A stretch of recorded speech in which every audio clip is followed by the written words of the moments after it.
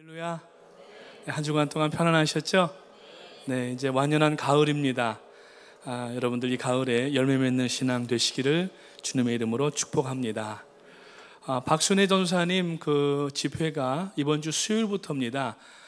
이 전도사님은 꼭 4번을 하셔야 한답니다. 주일 빼고. 그래서 수, 목, 금, 토 매일 저녁 8시에 퀸즈 성전에서 하는데, 금요일 날은 저희가 금요 예배로 모일 때 영상으로 바로 받아서 같이 예배를 드리게 되는데, 수, 목, 토요일은 가셔서 꼭 참석을 하셔서 오늘 저희 그 같이 나눌 말씀이 기쁨에 대한 말씀인데, 우리가 기쁨을 어디에서 얻어야 되고 또 기쁨의 근원이 무엇이고 기쁨의 배경이 무엇인가 하는 것을 말씀을 나눌 텐데, 이제 박순애 전사님은 정말 세상 사람들 이야기하는 것처럼 인생 막장까지 내려갔다가 올라오신 분입니다. 회복되신 분인데, 오늘 여러분들 기쁨을 상실하신 분들이 있다고 하면은 오늘 말씀을 들으시고, 그리고 이제 주중에 수, 목, 금요일은 이쪽에서 나오셔서 같이 예배하시면서 들으시고, 토요일까지 여러분 어떻게 how to 기쁨을 reinstall 우리들의 심령 가운데 다시 회복시키실 것인가를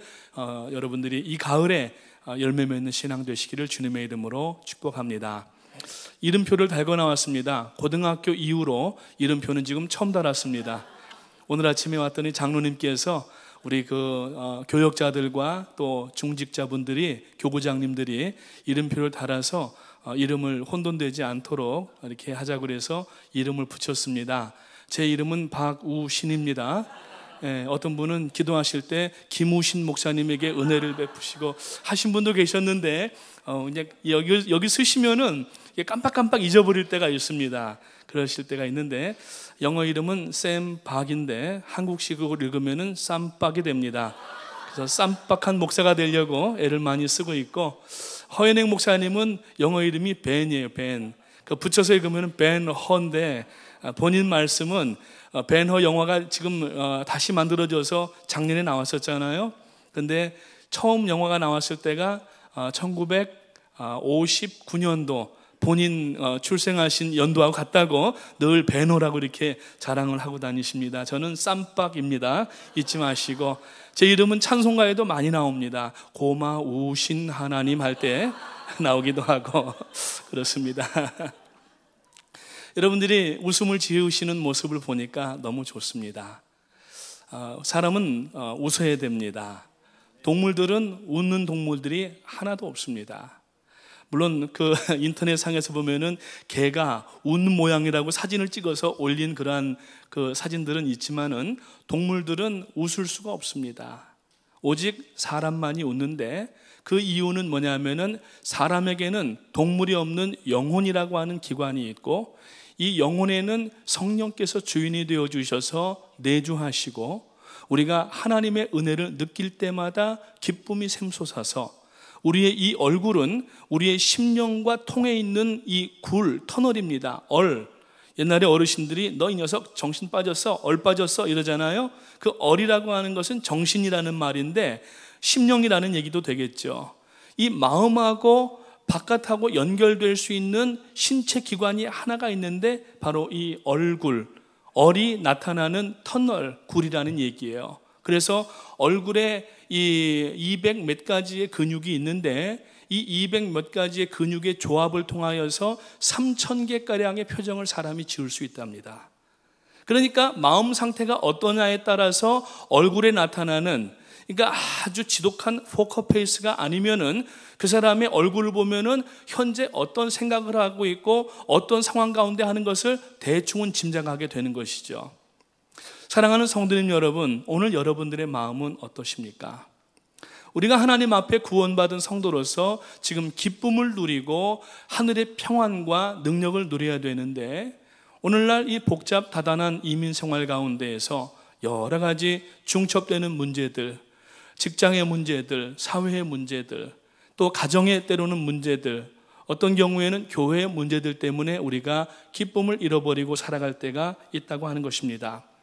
오늘 말씀의 제목은 그리스도인의 표지, 기쁨, The Christian's Sign, Joy라고 얘기를 할 수가 있는데, 이 표지라고 하는 것은 어떤 책들을 우리가 볼 때에 맨 앞장과 맨 뒷장 바깥에 좀 두꺼운 것으로 되어 있는 것을 표지라고 얘기를 하지만은 여기서 이야기하는 표지라고 하는 것은 영어로 표현하면은 sign이라고 하는 겁니다.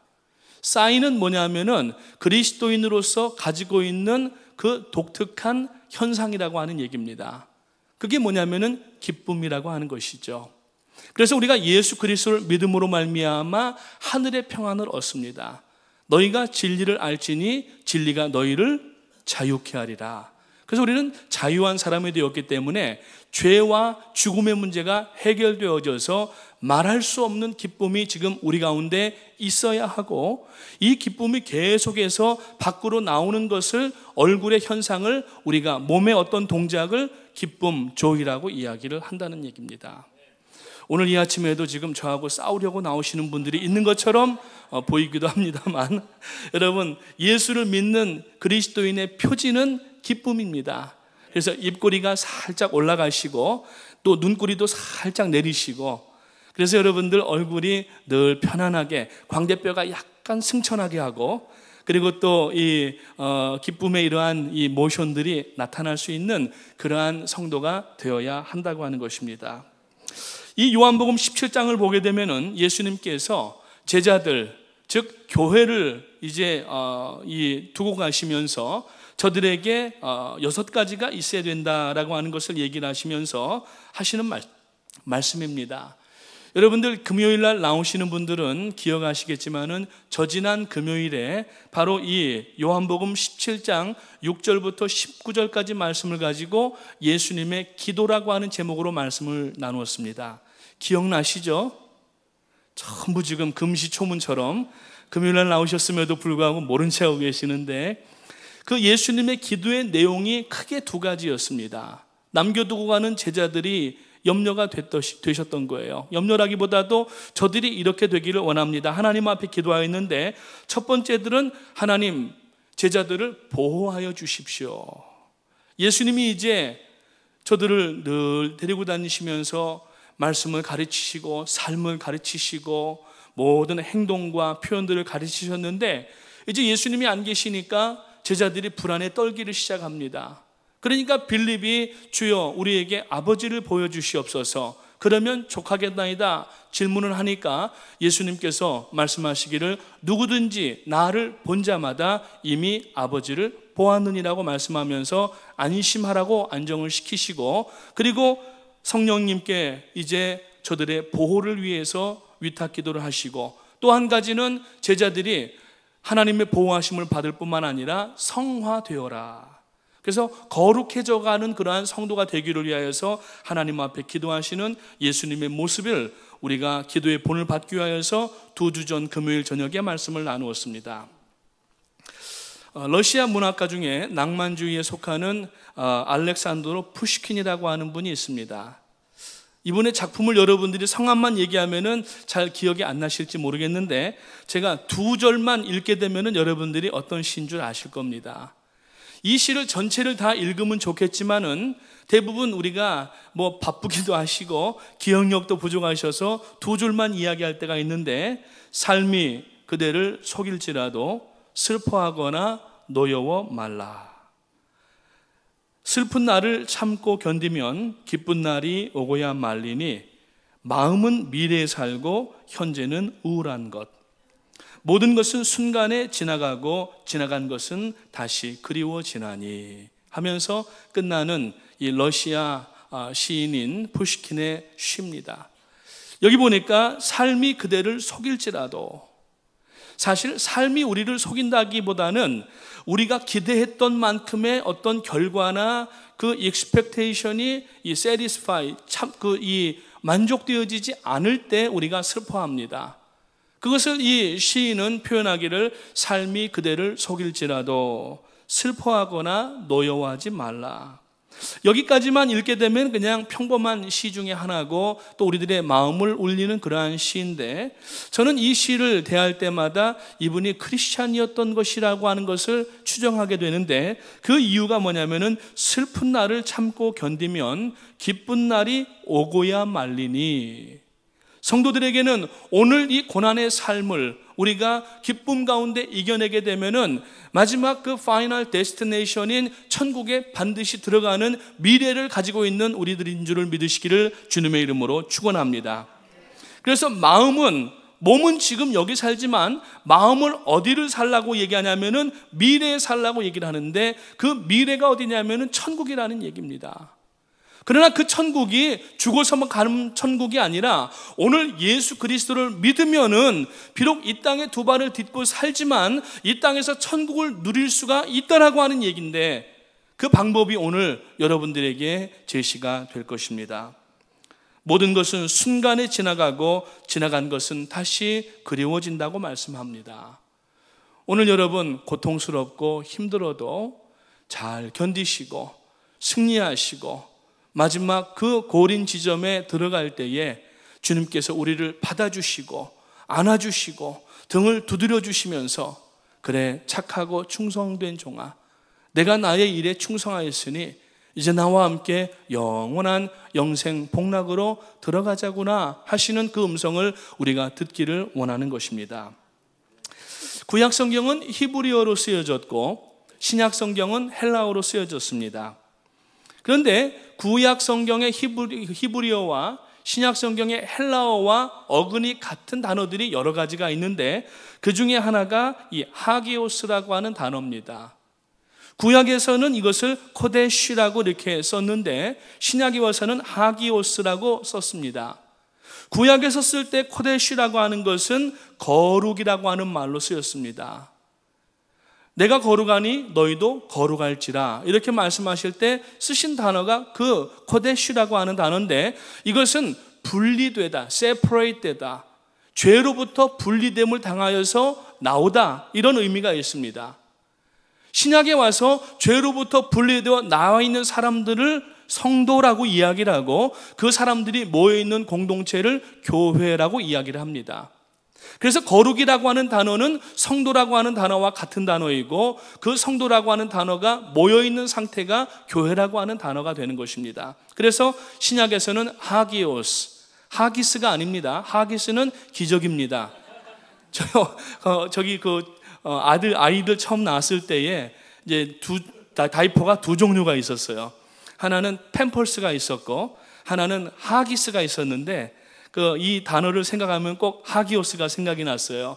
이 거룩하게 기저귀를 갈아야 되는지는 모르겠지만은 아무튼 간에 제가 이렇게 말씀을 드리는 거는 여러분 잊지 마시라는 얘기입니다. 마음에 담아두시라는 얘기예요.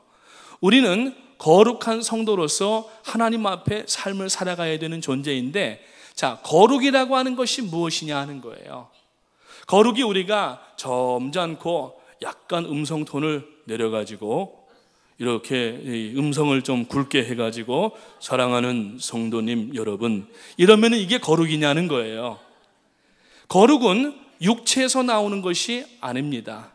그러나 유대인들은 거룩이 육체에서 나오는 줄 알고 하나님이 주신 율법에다가 10가지 율법에다가 이것저것 다 뜯어 붙여가지고서 자기들이 가지고 있는 전승의 율법은 950가지나 가지고 있었어요. 그러니까 이렇게 해도 죄가 되고 저렇게 해도 죄가 되는 거예요. 안식일에 대한 규례를 너무 자기들 나름대로 타이트하게 만들어놔서 지금도 유대인들이 경영하는 건물이라든지 병원을 가게 되면은 사베스 전용 엘리베이터가 따로 있습니다. 이 엘리베이터를 올라가기 위해서 버튼을 누르는 것도 노동이기 때문에 안식일을 범하는 거라는 거예요. 그래서 오래된 건물에는 다른 사람들이 타게 되면은, 그러니까 혼자는 엘리베이터를 주일날, 안식일날 이 유대인들은 안 탑니다. 다른 사람이 올 때까지 기다렸다가 타게 되면은, 예를 들어서 7층을 가게 되면은 7 please 이렇게 얘기를 해요. 그 얘기는 뭐냐면 자기는 손을 놀려가지고서 안식일을 범하지 않겠다는 얘기예요. 근데 유대인의 빌딩이나 병원을 가보게 되면은 안식일 전용 엘리베이터가 있는데 이것은 매 층마다 다 쓰는 겁니다. 그러니까 자기가 굳이 누르지 아니하여도 시간은 걸리지만은 안식일을 범하지 아니하고 이제 있는 것인데, 거룩이라고 하는 것은 그렇게 몸에서 나오는 것이 아닙니다. 굳이 몸에서 나오는 부분이 있다고 하면은 그것은 얼굴입니다. 그 거룩이 무엇으로 나와야 되냐면은 성도에게는 기쁨이 나와야 되는 줄로 믿으시기를 주님의 이름으로 축원합니다. 죄의 문제가 해결됐고 죽음의 문제가 해결됐으면은 더 이상 우리가 염려할 게 뭐가 있습니까? 그런데 자꾸 우리가 땅의 것, 세상의 것, 없어질 것, 순간적인 것, 이러한 것들 때문에 여기에 노심초사해서 천국의 기쁨을 잊어버리고 땅에 사는 사람들처럼 똑같이 살 때가 얼마나 많은지 알 수가 없습니다. 하나님께서는 성도들이 거룩하여 살기를 원하고 기쁨 가운데 살기를 원하셔서 그 코데슈라고 하는 단어와 하기오스라고 하는 단어를 전부 찾아보니까 850회가 성경에 나타나고 있어요. 늘 기뻐하라는 겁니다. 그래서 여러분 신약에도 보게 되니까 항상 기뻐하라, 쉬지 말고 기도하라, 범사에 감사하라. 이는 그리스도 예수 안에서 너희를 향하신 하나님의 뭐라고 그랬어요? 뜻이라. 그러니까 하나님의 가장 첫 번째 뜻은 뭐냐면은 항상 기뻐하는 거예요. 오늘 여러분들의 마음에 얼마나 기쁨이 있습니까? 물론 우리가 연약하고 아직까지 완전한 성화 가운데에는 들어가질 않았기 때문에 하나님께서 우리를 의롭다고 불러주시는 칭의, justification, 어떤 이 법적인 범주 안에 들어왔다라고 하는 말이 justify라고 하는 것인데, 법적인 그러한 칭의를 받긴 하였지만은 아직 완전한 상태의 거룩한 상태는 아닙니다. 그러나 우리가 기뻐해야 되는 것은 예수 그리스도와 그분의 구원이 우리들에게 임하였고 주님의 말씀이 오늘 우리들의 손에 들리워져 있기 때문에 기뻐해야 되는 줄 믿으시기를 주님의 이름으로 축원합니다. 그래서 오늘 이 본문 17장에 보면은 앞에와 뒷부분에 여러 가지 주제가 나와 있는데, 오늘 이 13절 말씀에 보면은 기쁨이라고 하는 것과 그리고 뒤에 있는 17절의 말씀에 보니까 진리라고 하는 단어가 나옵니다. 그래서 오늘 이 13절은 읽었으니까 지나가고 17절을 보니까 그들이 진리로 거룩하게 하옵소서, 아버지의 말씀은 진리니이다 그랬어요. 그러니까 우리가 여러분 하나님 앞에 거룩하게 될 수 있는 방법은 진리를 대해야 된다는 얘기고, 그 진리로 가득한 성도에게는 기쁨이 나와야 되는 것인데, 그러면은 18절에 결론적으로 말씀되는 게 뭐냐면은 아버지께서 나를 세상에 보내신 것 같이 나도 그들을 세상에 보내었고, 이렇게 말씀하세요. 다시 말하면은 구원의 기쁨이 있는 사람들은 자기만 그 기쁨을 내재하고서 앉아 있는 것이 아니라 이 기쁨을 알리지 않고는 배길 수가 없는, 견딜 수가 없는 사람이 되어서 오늘 기쁨의 얼굴을 가지고 나가서 아직까지 세상 가운데에서 방황하고 유리하고 있는 성도들에게 기쁨을 알려드리는, 예수 그리스도를 알려드리는 삶을 살아야 된다고 하는 것입니다. 오늘날 여러 성도님들 가운데에 신앙생활을 하면서 기쁨에 대해서는 별로 대수롭지 않게 생각하는 분들이 있습니다. 너무 또 이렇게 웃고 다니면은 천박하다고 하는 생각까지 드는 경향들도 있습니다. 그러나 그래서는 안 됩니다. 성도는 항상 웃어야 되고, 그래서 얼굴로만 웃으면은 그것은 가짜 웃음이지만은 진실한 웃음은 어디서부터 나오냐면은 우리의 배에서 생수의 강이 흘러넘침으로 인하여서 결과적으로 나타나는 것이 우리의 얼굴에 기쁨이 있어야 된다고 하는 것입니다. 그래서 여러분 초대교회를 보면은 하루에 3,000명씩 회개하고 성도들이 이 교회가 성장하였는데, 그 원인은 물론 사도들이 말씀을 전하는 데에도 있었고 교회 안에 공개하는 것이 있었기 때문에, 즉 어렵고 가난하고 핍절한 사람들을 먹이고 입히우는 공개가 있었기 때문에도 모였지만은 가장 큰 원인은 뭐였냐면은 그 모든 일을 감당하는 사도들이나 교회 성도들이 얼굴에 기쁨이 있었기 때문에, 그 기쁨을 가지고 많은 사람들이 어떻게 하면 저러한 기쁨을 얻을 수 있을까, 복음을 증거할 때에 그 복음을 마치 마른 그 이 스폰지처럼 쭉쭉 말씀을 빨아들이면서 압소빙하면서 하나님 앞에 나와서 말씀을 받고 구원받아서 날마다 구원받는 수가 더하여 갔더라고 하는 기록을 사도행전에서 하고 있다고 하는 것입니다. 사도행전 11장에 보게 되면은 안디옥 교회라고 하는 교회가 나옵니다. 이 교회의 성도들이 얼마나 기쁨 가운데 성도들을 섬길 뿐만 아니라 지역사회를 섬겼는지, 안디옥이라고 하는 큰 도시가 있었는데 거기에 이 당시에 안디옥 교회 성도들은 불과 1000여 명, 2000명 정도밖에 안 됐다고 그래요. 역사가들에 의하면은. 그런데 그 지역사회에 기쁨의 얼굴로 인하여서 그 기쁨에 영향력을 끼치고 구원에 영향력을 끼치니까 이 사람들이 교회로 몰려오기를 시작했고, 그리고 밖에 있는 사람들이 그 안디옥 교회를 향하여서 저 사람들은 그리스도를 닮았다, 크라이스트 라이크라고 하는 말을 처음 썼는데, 그 크라이스트라고 하는, 크라이스트 라이크라고 하는 단어가 오늘날 뭐냐면은 크리스찬이라는 얘기예요. 크리스찬이라고 하는 말은 크라이스트 플러스 라이크, 닮았다, 그리스도를 닮았다라는 얘기예요. 오늘 여러분, 내가 진정한 의미의 크리스찬인지 한번 생각을 해보시기를 주님의 이름으로 축원합니다. 그래서 기쁨을 가져야 돼요. 기쁨. 저희 집이 아이들이 셋이 있다가 보니까 아이돌 이런 노래들도 자주 이렇게 보고 그러더라고요. 근데 어느 날 보니까 카라라고 하는 걸그룹이 나오더라고요. 그래서 보니까 나와서 노래를 하는데, 저는 카라 그러니까 헬라어에서 카라가 뭐냐면은 기쁨이라는 단어거든요.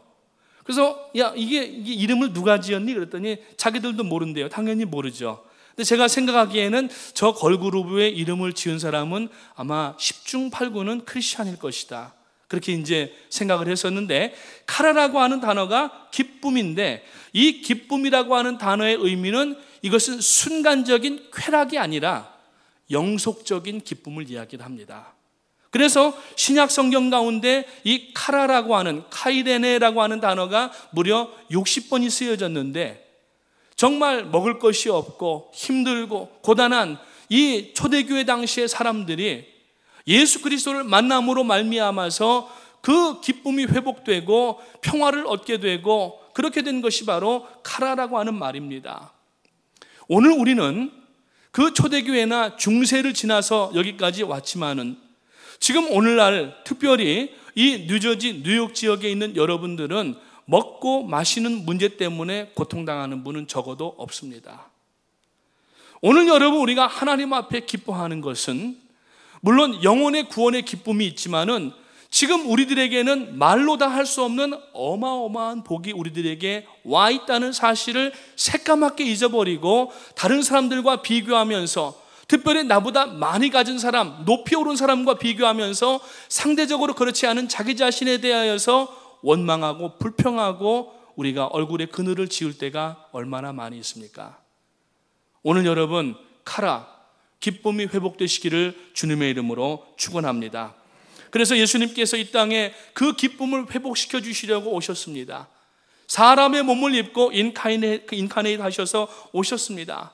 그래서 누가복음 2장 1절 말씀해 보니까 천사가 목동들에게, 목자들에게 좋은 소식을 전하였는데, 그 좋은 소식이라고 하는 말이 뭐니까 큰 기쁨의 좋은 소식이다 할 때, 기쁨이라고 하는 단어가 바로 카라라고 하는 단어가 쓰여졌다는 얘기입니다. 예수님이 오심으로 말미암아 오늘 온 인류의 죄와 사망과 질고의 문제가 해결됐다는 얘기예요. 물론 질병도 우리가 지금 가지고는 있지만은 이 질병 하나님께서 고쳐주시고, 고쳐주지 아니하신다 할지라도 우리가 여러분 원망할 것이 없고 불평할 것이 없는 천국을 유업으로 받는 성도들임을 믿으시기를 주님의 이름으로 축원합니다.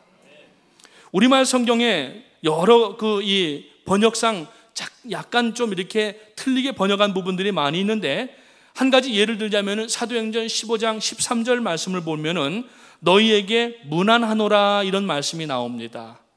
근데 원래 이 헬라어 성경을 보게 되면은 너희에게 문안하라고 하는 것이 아니라 너희에게 기쁨이 있을지어다. 그 기쁨은 누구의 기쁨이냐면은 예수 그리스도로 말미암아서 얻은 영생과, 즉 사망과 죽음의 문제와 질고의 문제가 해결된 기쁨이 너희에게 있을지어다라고 얘기를 하는 거예요. 똑같은 말로 오늘 이 자리에서 제가 여러분들에게 할 수 있다고 하면은, 여러분 모든 성도님들에게 오늘 하늘의 평강과 기쁨이 이미 와 있는 줄 믿으시기를 주님의 이름으로 축원합니다. 그래서 기뻐해야 된다는 얘기예요.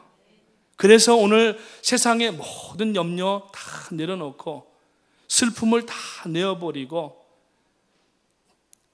오늘 여러분 결단하게 되시기를 주님의 이름으로 축원합니다. 피그말리온 효과라고 하는 교육에서 쓰는 아동 상담 심리 용어가 있습니다. 옛날에 어떤 나라에 조각가가 한 사람이 있었는데, 이 사람이 자기가 예쁘게 조각한 이 배경을 다 설명하자면은 굉장히 역사적으로 길고 내용이 많아서 간단하게 설명을 드리자면은 예쁜 조각상을 하나를 만들어 놓았어요. 그리고 매번 이 조각이 진짜 사람이 되어서 자기의 아내가 되기를 원하는 마음으로 늘 기도를 했어요. 그리고 나서 어느 날인가 보니까 이 조각상, 예쁜 여인의 조각상이 진짜 사람으로 변화해서 결혼해서 살았다, 이런 스토리가 있는 이야기인데, 그 사람이 바로 피그말리온이라고 하는 겁니다. 피그말리온이라고 하는 것은 교육에서 지지나 혹은 아주 사고뭉치, 말 잘 안 듣는 아이, 수업 시간에 집중 안 되는 아이, 이런 아이들을 선생님이 끝까지 붙잡고 사랑으로 가르치고 아이를 이렇게 양육시키고, 그러면 나중에 이 아이가 아주 성장할 때에 좋은 사람으로, 좋은 학생으로 성장한다는 거예요.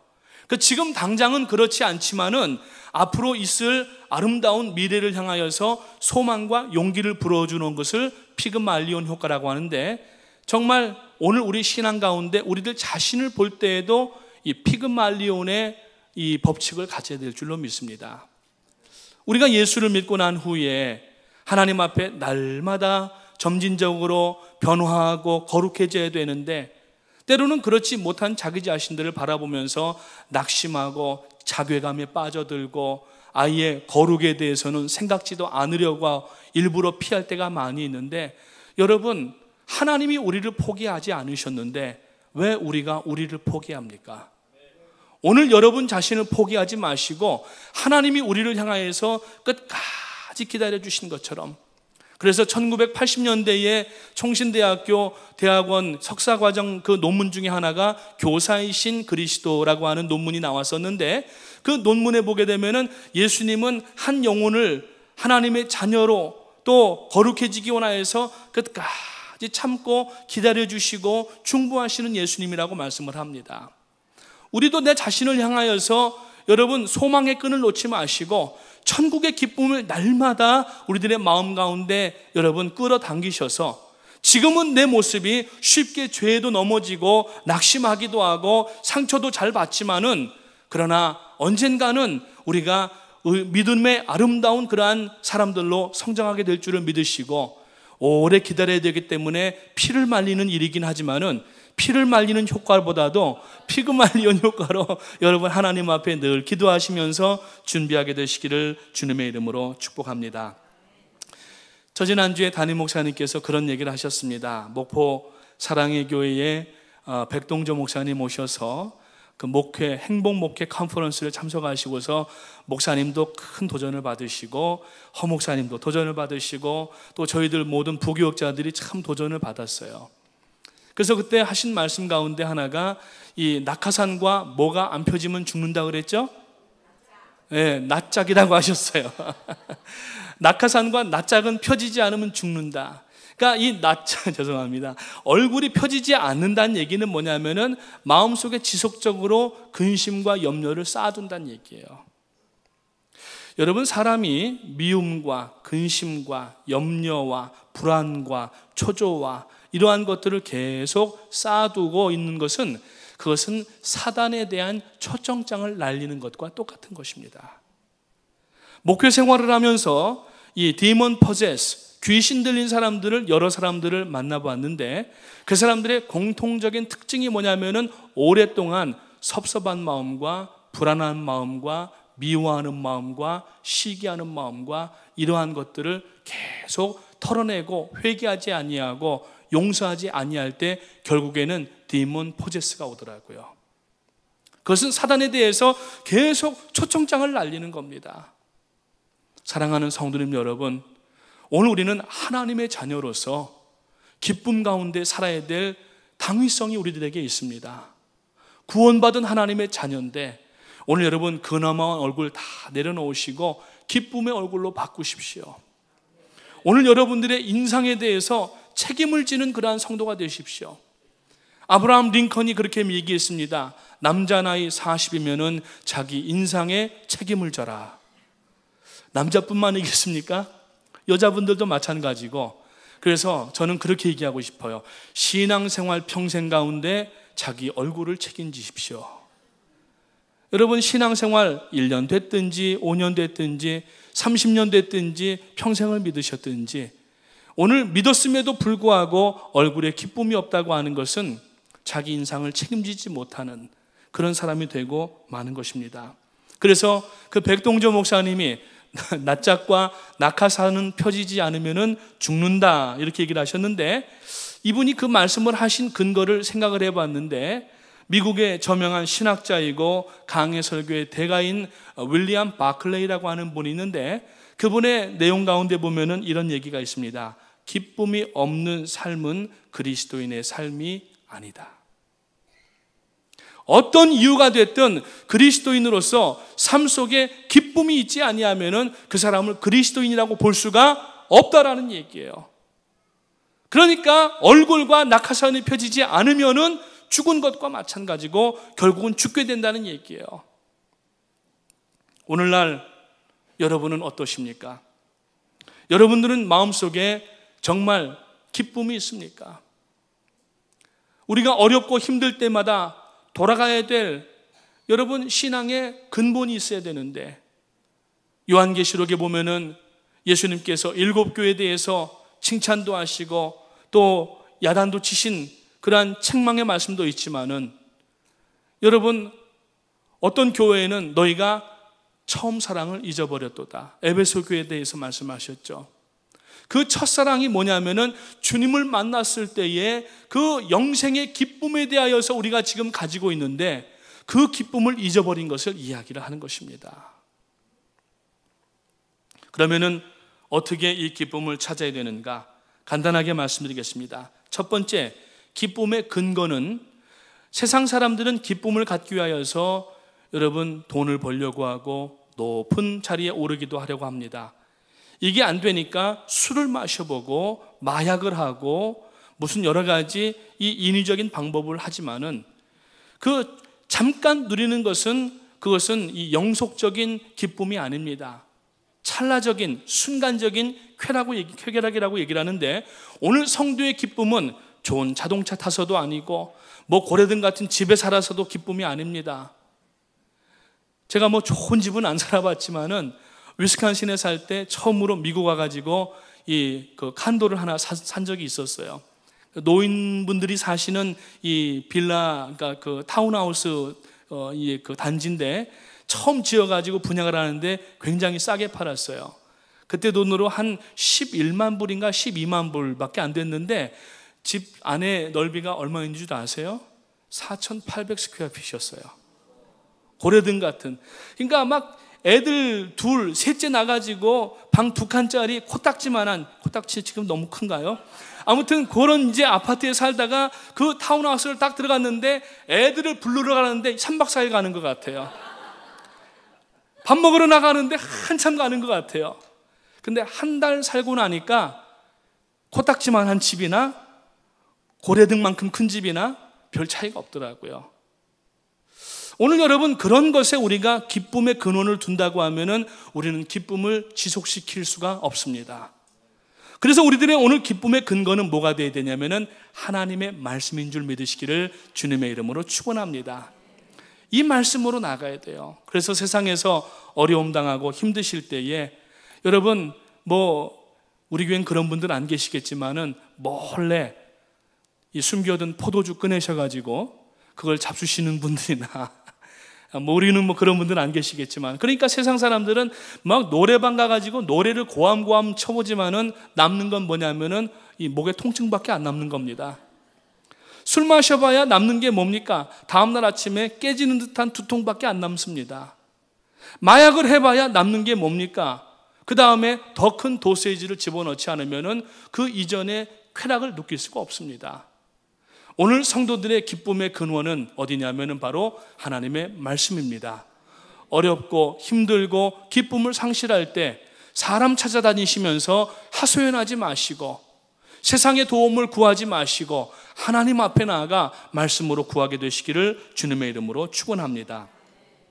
이 뉴욕 지역에서는 아직 올라와서 못 봤습니다만 남부 지역에 내려가게 되면은 플로리다 같은 데에는 지피 루비라고 하는 데가 있습니다.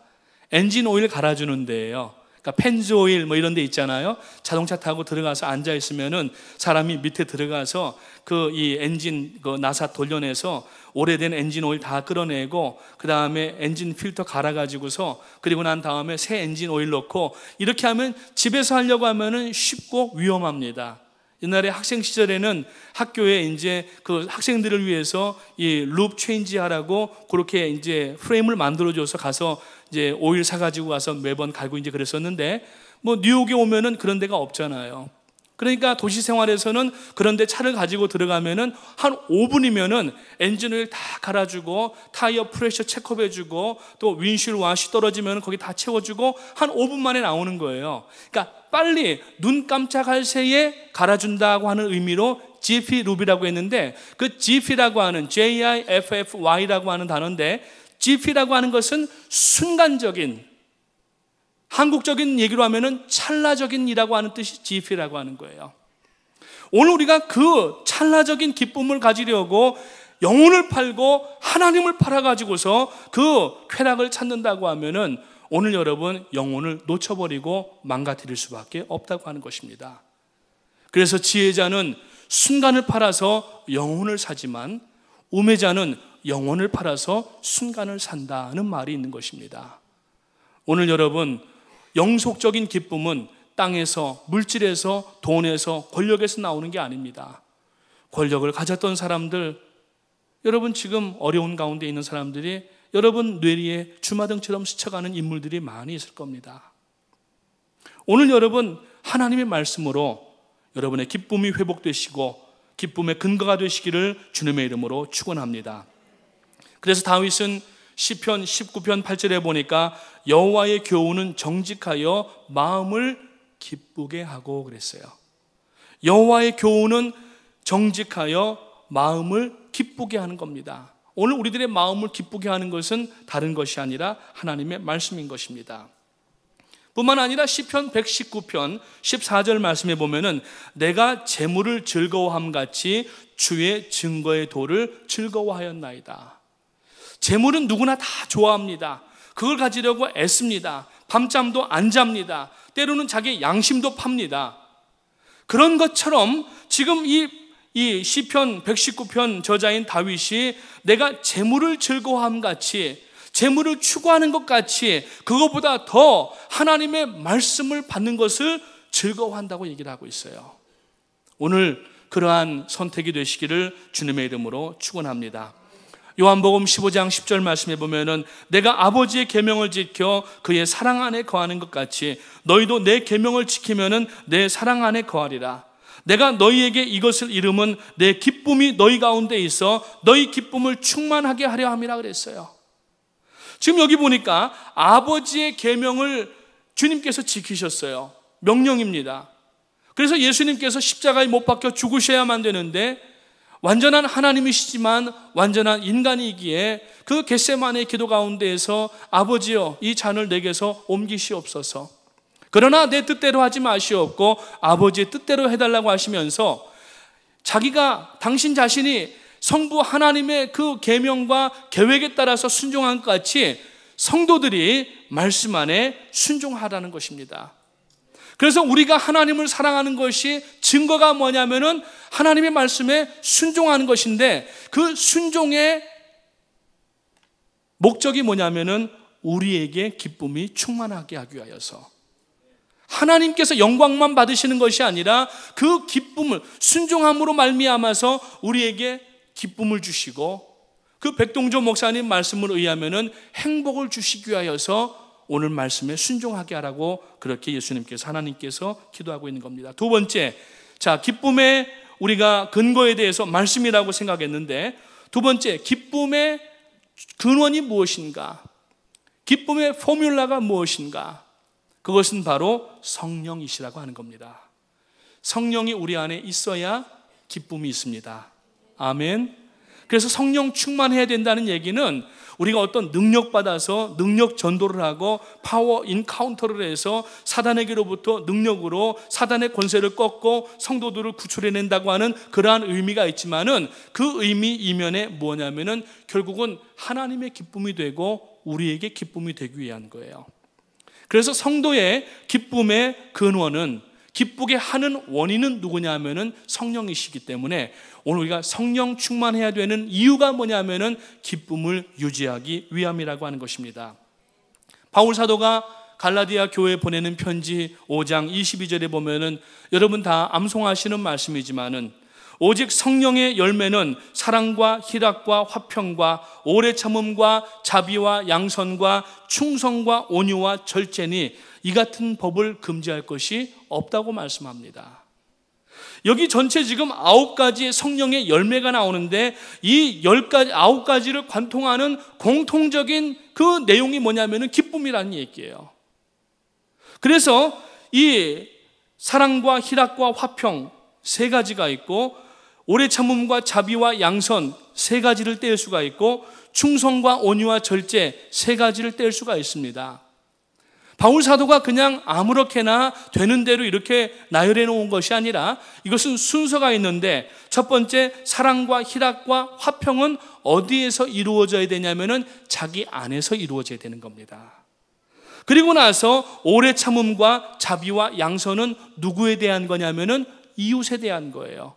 이웃에 대해서 오래 참아줘야 됩니다.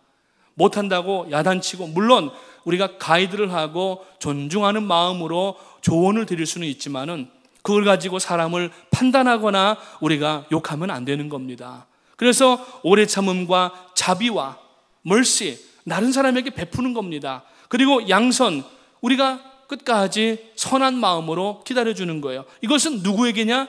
이웃들에게 대하여서, 나 이외의 모든 이웃들에게 대하여서는 바로 오래 참음과 자비와 양선을 실천해야 되고, 마지막에 충성과 온유와 절제가 나오는데 이것은 누구에게 드려야 되는 거냐면은 하나님께 드려야 되는 것입니다. 우리의 충성의 대상 하나님이십니다. 우리가 왜 여러분 어떻게 신앙생활합니까? 온유해져야 되는 거예요. 예수님 말씀하시잖아요. 너희는 내게로 와서 온유와 겸손을 배우라. 하나님의 성품의 특징이신 겁니다. 그리고 맨 마지막에 절제라고 하는 것이 있습니다.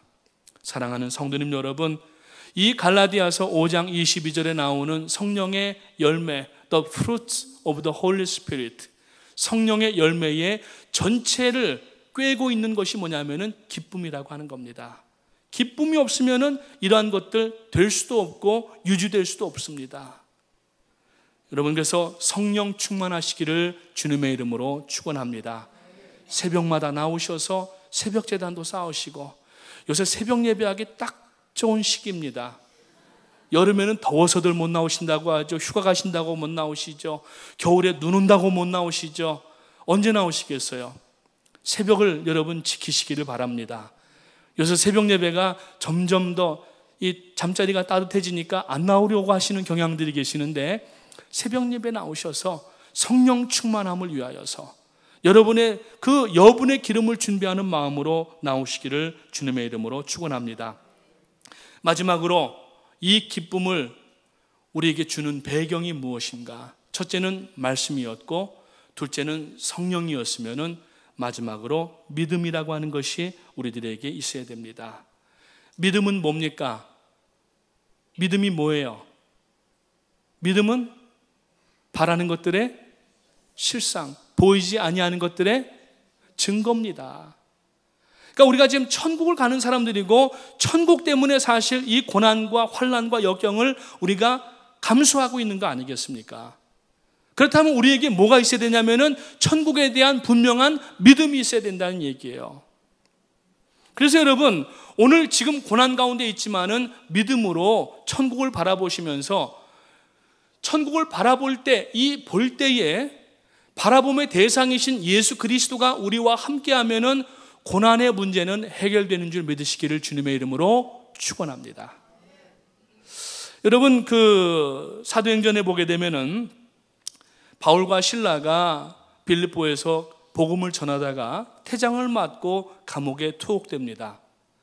그것은 이 점치는 사람들, 마술하는 사람들을 은혜를 주어가지고 저들이 회개하고 하나님 앞에 나오고 모든 마술책과 점치는 책들, 당시의 시가로 따지게 되면 오늘날로 환산하면 수백억짜리 되는 그러한 책들을 다 불살라 버렸어요. 그러니까 그 당시에 이 점치는 일들이 얼마나 횡행을 하였는지 그 빌립보 지역 안에 점치는 역술과 협회가 있었던 모양이에요. 유니온이 조직되어 있던 거예요. 그러니까 그 사람들이 마음을 모아가지고서 뜻을 모아가지고 자기들이 이제 더 이상 돈 버는 일이 중단이 되니까 이제 어떻게 되겠어요? 관청에다가 그 원인이었던 바울과 실라를 고발하게 됩니다. 그러니까 바울과 실라가 그냥 잡혀가지고서 감옥에 투옥된 게 아니라 태장을 맞고 감옥에 투옥이 됐는데, 태장이라고 하는 것은 한자로 큰 태자를 씁니다. 큰 매라는 얘기예요. 왜 큰 매냐면은 보통 40대를 맞으면은 생명이 끊쳐집니다. 그냥 한국에 여러분 곤장을 생각하시면 되는데, 이 엉덩이 쪽에다가 허벅지 쪽에다가 곤장을 내려 때리는데 한 번 맞으면은 웬만한 사람은 기절한다고 합니다. 근데 그거를 40대를 보통 맞게 되면은 생명이 끊쳐지기 때문에 거기에서 하나 가만 매. 그래서 성경에 보니까 40에서 하나 가만 매 이렇게 나올 때가 있는데, 그 태장인데 그 태장을 맞고 지금 빌립보 감옥 안에 목숨이 붙어 있는 게 기적일 정도로, 그런데 바울과 실라의 몸에 착고가 채워져 가지고, 쉽게 얘기를 하면은 옛날에 그 이몽 누구죠? 그 변학도가 누구예요? 춘향이에게 수청을 안 든다고 자꾸 채워가지고서 감옥에다 넣었잖아요. 그걸 생각하시면 되는 거예요. 지금 엉덩이가 이게 뭐 다 찢어지고 뭐 말이 아니죠. 만신창이가 됐죠. 근데 빌립보 감옥이 그냥 감옥이 아니라 지하에 있는 돌 감옥입니다. 그것은 습기가 많고 냉랭하고 차갑다는 거예요. 지금 여기 맞은데 찜질을 하고 뜨겁게 해서 뭘 올려놔도 참 부족한데, 그 상태로 그 축축하고 눅눅하고 차가운 지하 돌 감옥 돌 위에 앉아 있는 건데, 아파가지고 좀 이렇게 옆으로 누우려고 해도 착고가 채워져 있기 때문에 누울 수가 없는 상황을 얘기를 합니다. 그러면은 불평하고 원망해야죠. 그런데 바울과 실라는 그 안에서 찬송을 부릅니다. 하나님 앞에 영광을 돌립니다. 그러니까 그 안에서 깜깜한 지하 돌감옥 안에서 찬송 소리를 듣고 바울이 가만히 있었겠어요? 이 안에 계신 여러분, 제가 보이진 않지만은 여러분은 예수 그리스도를 믿으십시오 하면서 아마 설교를 했을 거예요. 그래가지고 있는데, 여러분 그 부분에 대해서 중세 교부신학자였던 털투리아누스라고 하는 분이 어떻게 그 부분을 강해를 했냐면은, 바울과 실라의 몸은 착고에 채워져 있었지만 그의 마음은 믿음 가운데에서 이미 하나님과 함께하였기 때문에 육신의 통증을 느낄 수가 없었을 것이다 라고 주의를 했어요. 그러니까 하나님의 임재를 체험하는 그 기쁨이 너무 크기 때문에 지금 이 엉덩이 부분 하반신 아래로 아마 거의 마비 상태가 되었고, 지금 말이 아닌데 그 통증을 느낄 수 없이 지금 하나님을 독대하고 있다는 얘기예요. 이 증거가 어디 있습니까? 다니엘서 3장을 보게 되면은 이 느부갓네살 왕이 아주 지혜가 용모가 출중하였던 다니엘의 세 친구 사드락과 메삭과 아벳느고를 저들에게 국가를 맡기려고, 그래서 한 가지 통과 절차가 뭐냐면은 그 이 금신상을 이 숭배를 했어야 되는 거예요. 그런데 이 청년들은 하나님의 사람들이었습니다. 정말 목에 칼이 들어와도 우상 숭배는 할 수 없던 사람들이에요. 그래서 이 느부갓네살 왕이 평소보다도 7배나 더 불을 뜨겁게 해가지고서 너희를 죽이겠다. 만약에 이 금신상에다가 절하지 않으면은 다 여기다가 집어넣어서 죽이겠다고 으름장을 놓습니다. 그때 그 세 청년이 하는 이야기가 뭡니까? 다니엘서 3장에 보게 되면은 여호와께서 우리를 구원해 주실 줄을 믿습니다.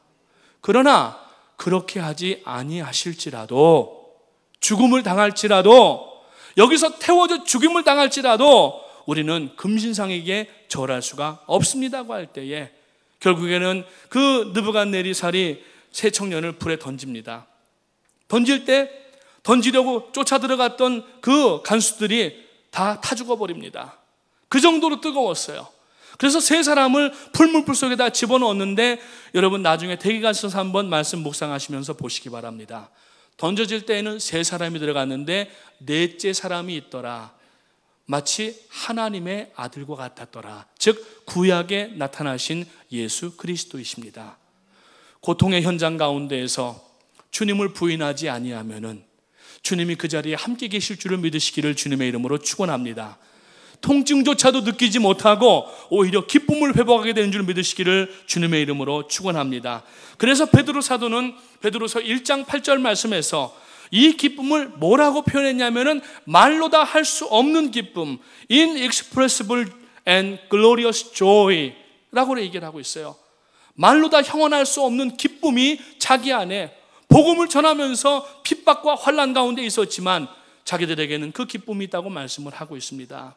사랑하는 성도님 여러분, 오늘 이 예배를 통하여서 여러분 세상의 조그만 문제들 때문에 하나님 배반하거나 떠나지 마시고 끝까지 말씀으로 승리하시고 하나님의 기쁨이 영원히 이어져서 천국까지 이어지는 여러분 되시기를 주님의 이름으로 축복합니다.